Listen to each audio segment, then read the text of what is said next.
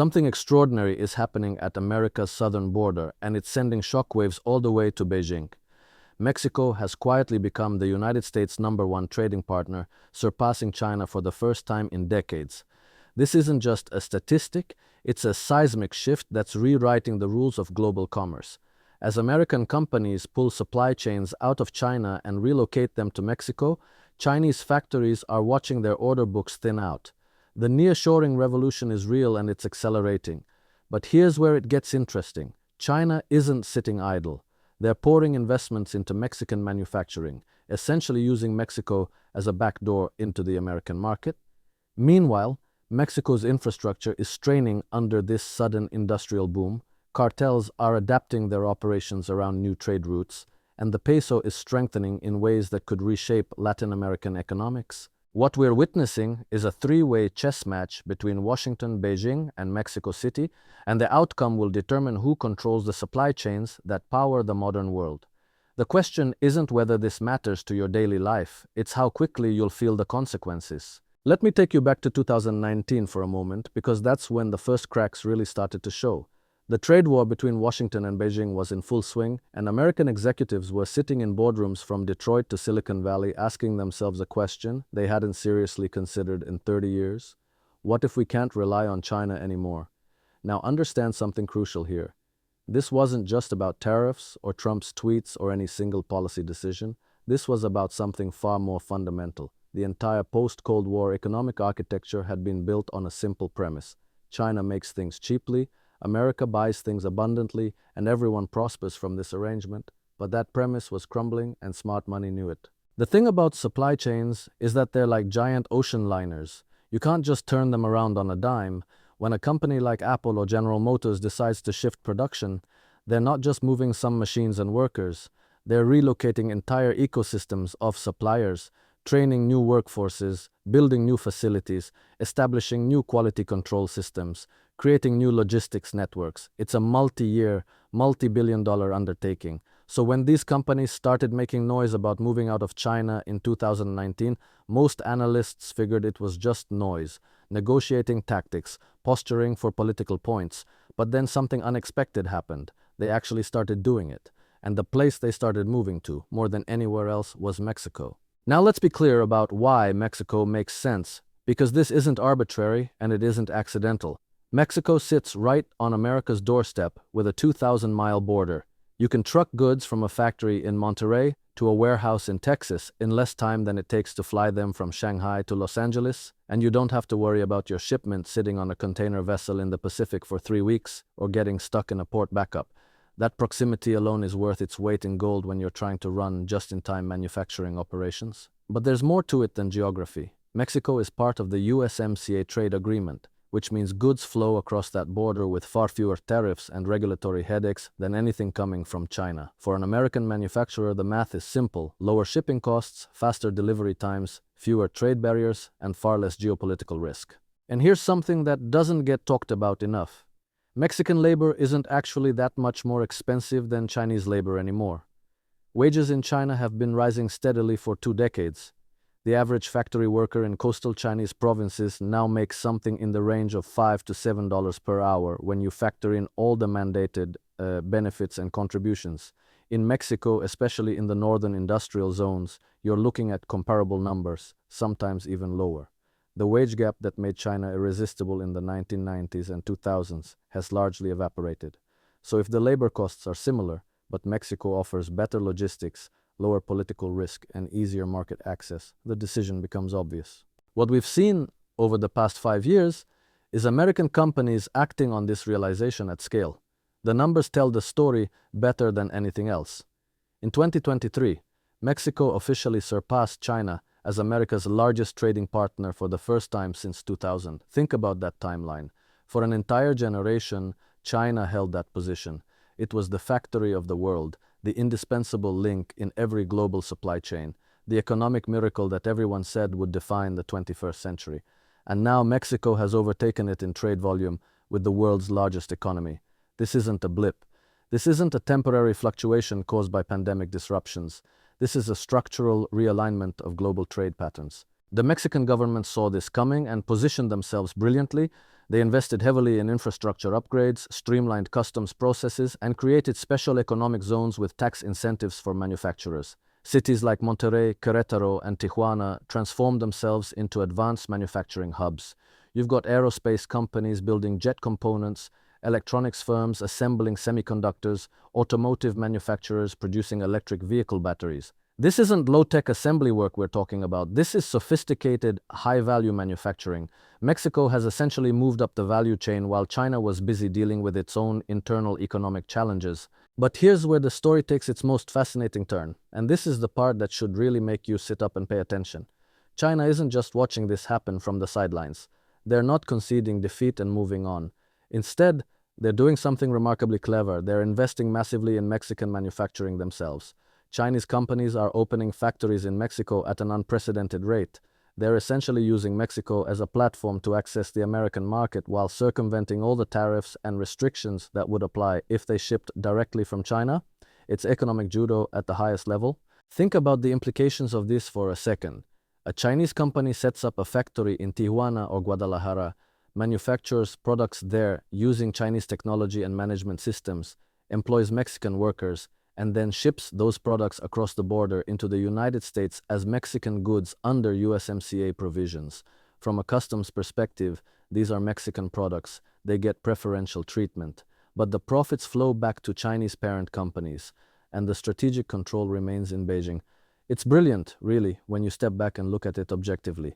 China is turning the nearshoring trend that was supposed to reduce dependence on Chinese manufacturing into a new vector for Chinese economic influence. The data on Chinese investment in Mexico has been exploding. In 2023 alone, announced Chinese investments in Mexican manufacturing exceeded $10 billion, and that's just what's publicly reported. The real number is almost certainly higher when you account for investments routed through third countries or structured in ways that obscure their Chinese origins. We're seeing Chinese automotive parts suppliers, electronics manufacturers, textile companies, even steel and aluminum producers setting up shop in Mexico. They're creating what amounts to a Chinese industrial archipelago on America's southern border. And the Mexican government is welcoming this with open arms, because why wouldn't they? From their perspective, investment is investment. Chinese money builds factories just as well as American money does. Those factories employ Mexican workers, pay Mexican taxes, and contribute to Mexican GDP.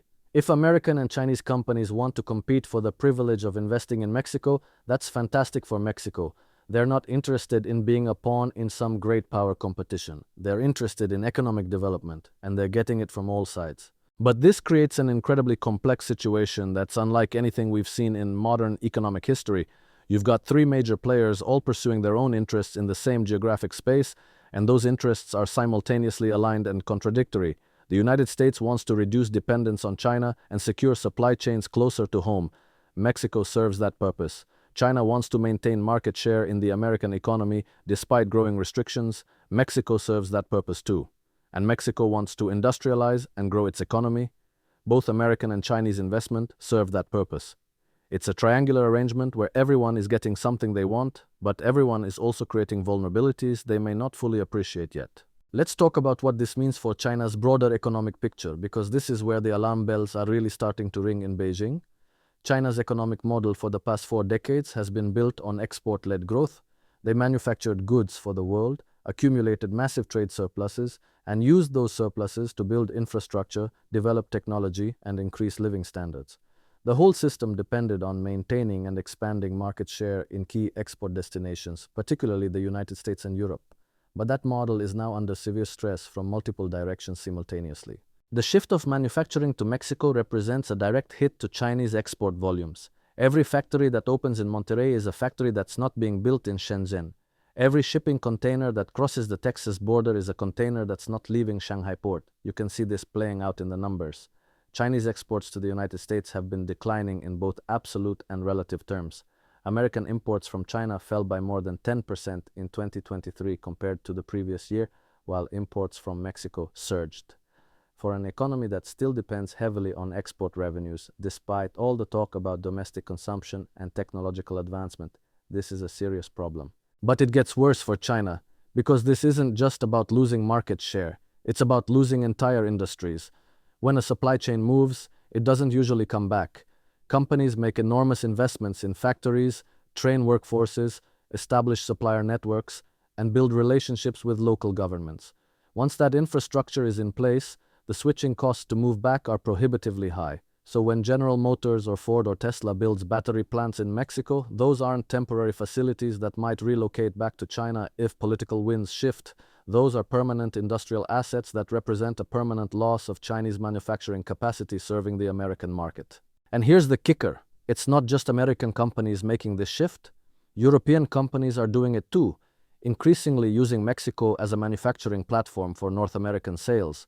Japanese and Korean companies, which had previously manufactured heavily in China for export to the United States, are also shifting production to Mexico. China is essentially being squeezed out of its role as the central node in global manufacturing networks, at least for products destined for the Western Hemisphere, and Mexico is absorbing much of that capacity. The Chinese government understands this perfectly well, which is why they're responding so aggressively with their own investments in Mexico. But this strategy has serious limitations. For one thing, there's only so much industrial capacity that Mexico can absorb in the short term. The country has infrastructure constraints, ports, highways, rail networks, electrical grids that limit how quickly manufacturing can expand. Some regions are already experiencing bottlenecks, power shortages, water scarcity, and transportation congestion are becoming real issues in major industrial zones.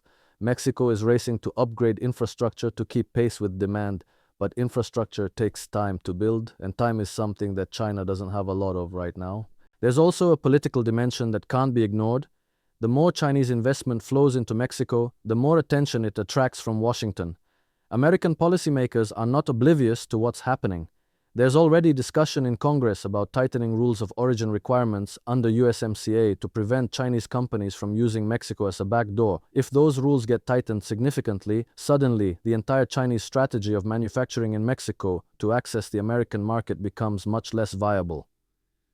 China could find itself investing billions in Mexican facilities only to discover that the products coming out of those facilities face the same restrictions as if they'd been made in China proper.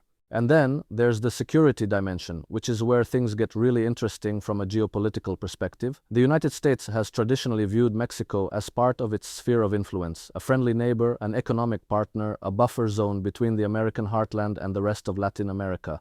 The idea of significant Chinese industrial and therefore strategic presence in Mexico makes national security officials in Washington extremely uncomfortable.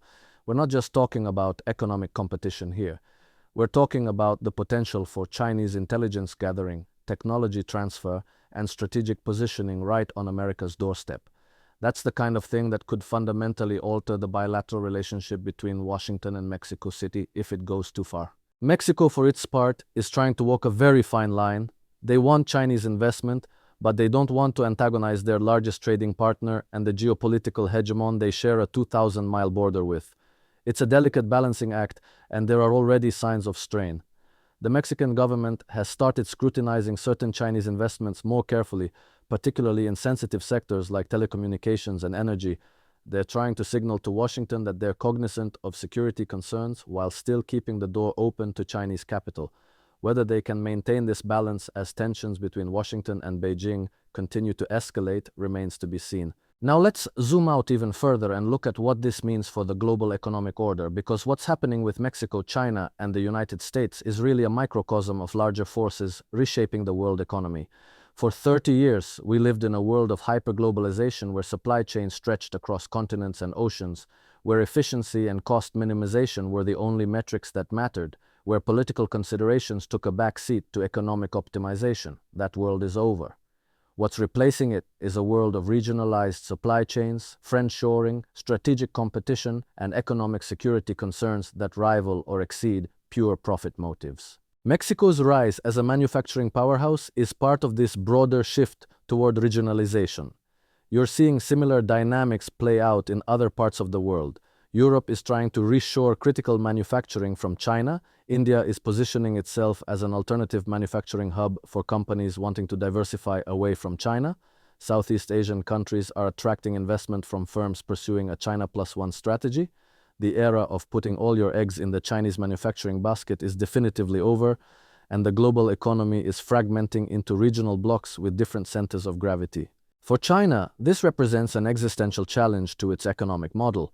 The country built its prosperity on being the indispensable link in global supply chains. As that position erodes, China needs to find new sources of growth and new roles in the global economy. They are trying to pivot toward domestic consumption, technological self-sufficiency, and leadership in emerging industries like electric vehicles and renewable energy. But these transitions take time, and they're far from guaranteed to succeed. Meanwhile, the loss of export markets and manufacturing capacity to places like Mexico is happening right now in real time, and it's putting enormous pressure on an economy that's already dealing with a real estate crisis, demographic decline, and slowing growth. The Mexican situation is raising alarms in Beijing because it represents everything China fears about the future: decoupling from Western markets, loss of industrial capacity, encirclement by American influence, and strategic vulnerability.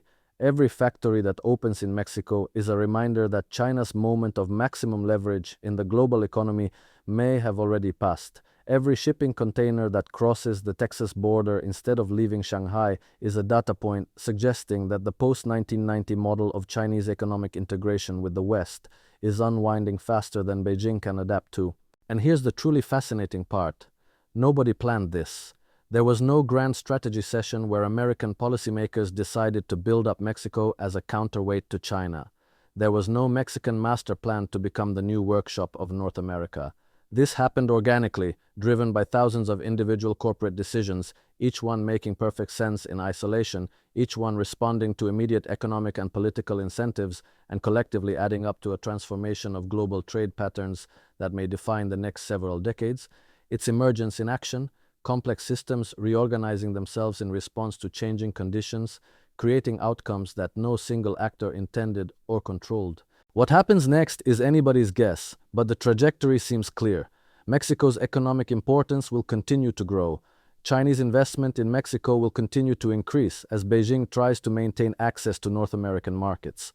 American concerns about Chinese economic presence in Mexico will continue to intensify, and we'll see an ongoing negotiation between these three powers about the rules, boundaries, and acceptable limits of this triangular relationship. It's economic statecraft at the highest level, playing out in real time, with trillions of dollars and the future shape of the global economy at stake, and most people have no idea it's even happening.